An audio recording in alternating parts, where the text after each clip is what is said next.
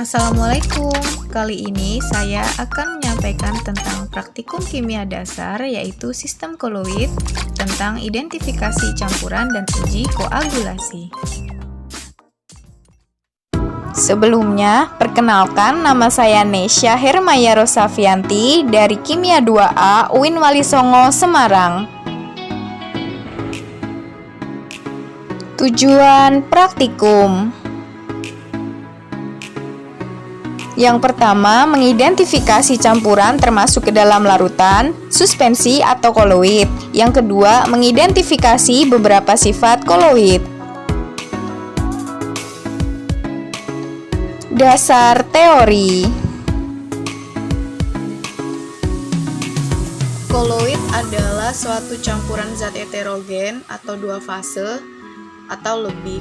Disebut koloid karena keadaannya berada di antara suatu larutan dan suatu suspensi. Artinya, koloid bukan larutan dan bukan pula suspensi. Yang membedakan antara larutan, suspensi, dan koloid adalah jika larutan tidak bisa disaring, satu fase, sifat antar zat stabil, homogen, tidak memisah bila didiamkan. Koloid tidak dapat disaring dengan penyaring biasa, dua fase, sifat antar zat stabil, heterogen, tidak memisah bila didiamkan. Sedangkan suspensi dapat disaring, dua fase, sifat antar zat tidak stabil, heterogen, dan memisah bila didiamkan. Jenis-jenis koloid ada sol padat, aerosol cair, emulsi padat, buih, dan buih padat. Sedangkan sifat koloid ada efek tindal, elektroforesis, gerak Brown, absorpsi, koagulasi, koloid pelindung, dialisis, dan koloid liofil dan liofob.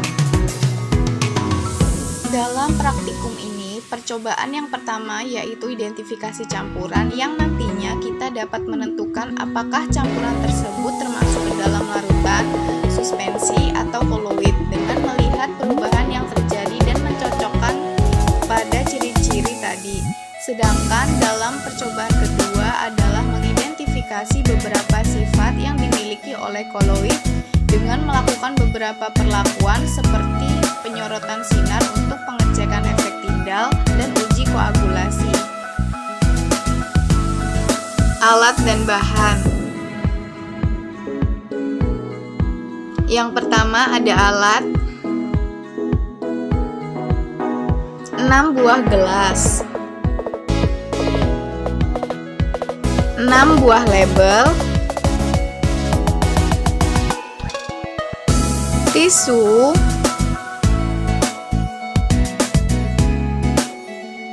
senter,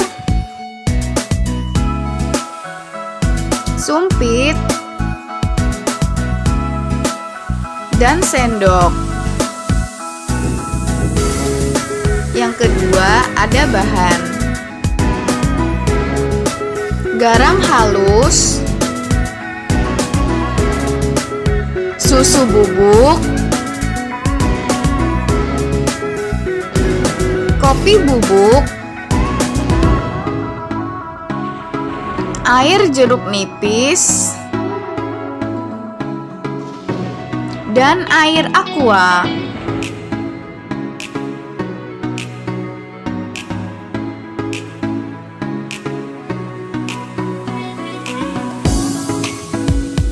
Kemudian ada cara kerja. Cara kerja yang pertama yaitu identifikasi campuran. Siapkan 3 gelas masing-masing beri label kopi, susu, dan garam.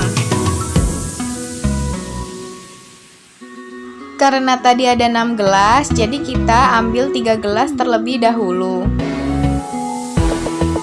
Pada gelas pertama diberi label kopi, gelas kedua diberi label susu, dan gelas ketiga diberi label garam.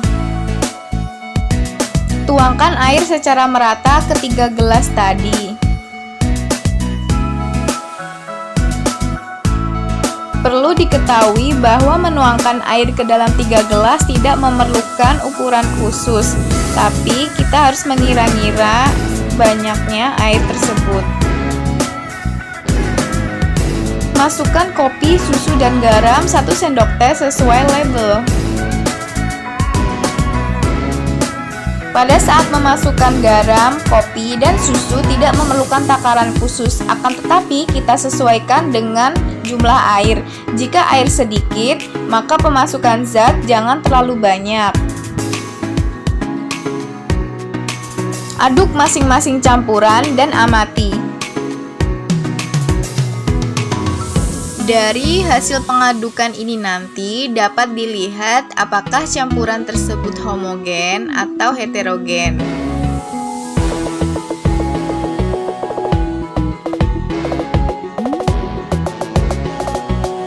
Berikut adalah hasil setelah diaduk.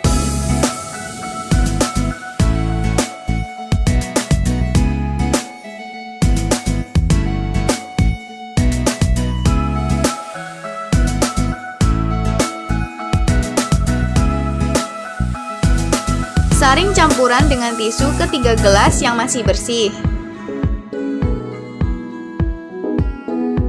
Dari penyaringan ini, kita dapat mengetahui apakah campuran tersebut memiliki 1 fase atau memiliki 2 fase. Dan dari penyaringan ini, kita juga dapat memperkuat apakah campuran tersebut homogen atau heterogen.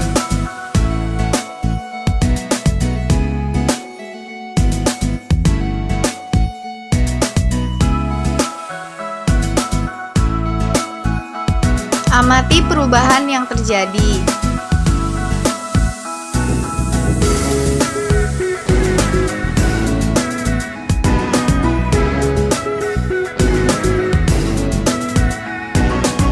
Ini adalah hasil campuran air garam setelah disaring.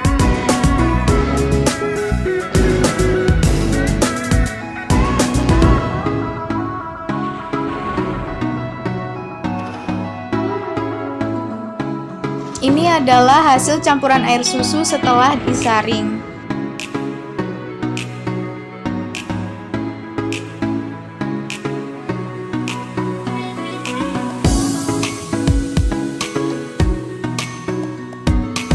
Ini adalah hasil campuran air kopi setelah disaring. Sorot campuran menggunakan senter.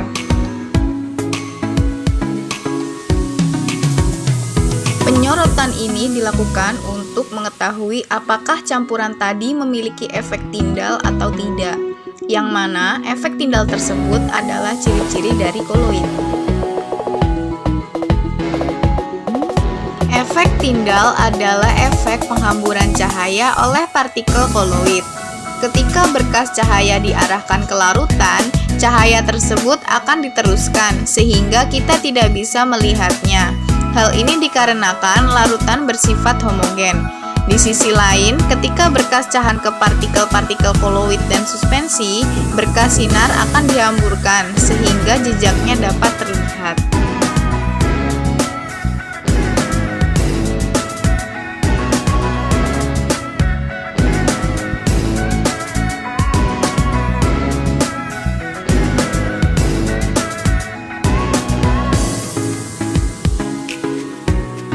Percobaan kedua adalah uji koagulasi.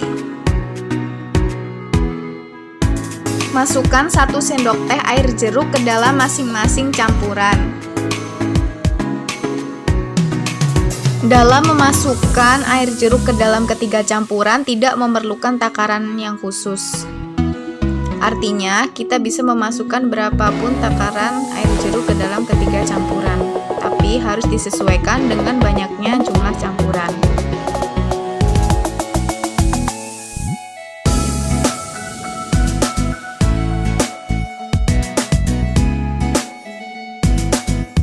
Tunggu selama beberapa menit.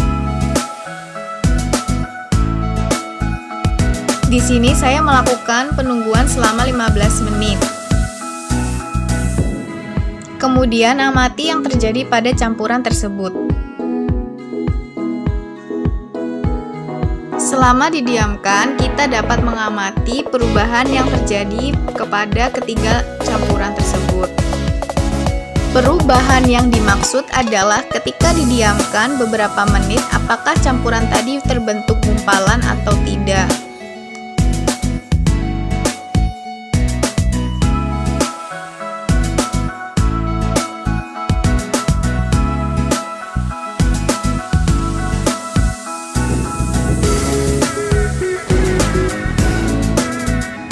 Ini adalah hasil dari uji koagulasi.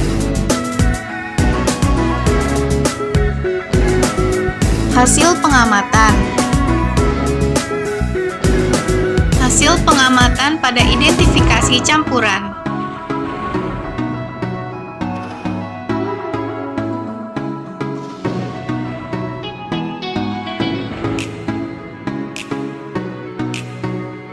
Berikutnya adalah hasil dari uji koagulasi.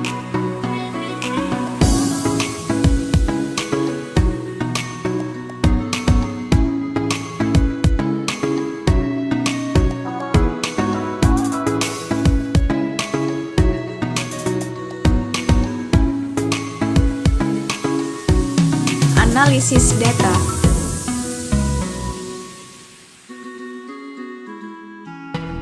Pada percobaan pertama, yaitu identifikasi campuran, terlihat bahwa pada pencampuran air dengan garam, campurannya menjadi homogen, karena air dengan garamnya terlihat sangat menyatu. Pada proses penyaringan, garam yang telah tercampur dengan air tidak lagi dapat dipisahkan dengan penyaringan karena telah menyatu dengan baik. Sedangkan pada saat penyorotan dengan senter, berkas cahayanya terlihat sangat jelas.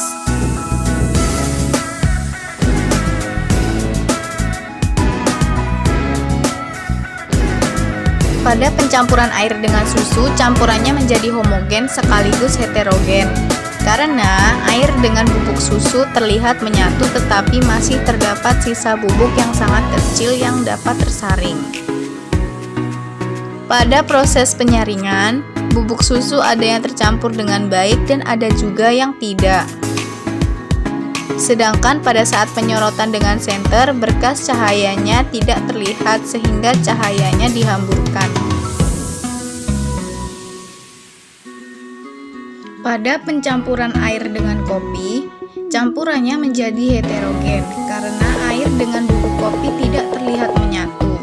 Bahkan keduanya cukup terlihat perbedaannya.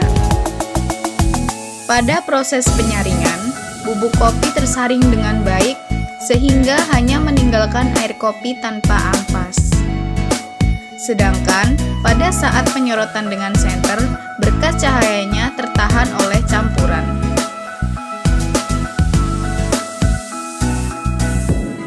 Percobaan yang kedua yaitu uji koagulasi. Perlakuan yang pertama yaitu air, garam, dan air jeruk menghasilkan hasil pengamatan yaitu tidak terdapat gumpalan atau endapan.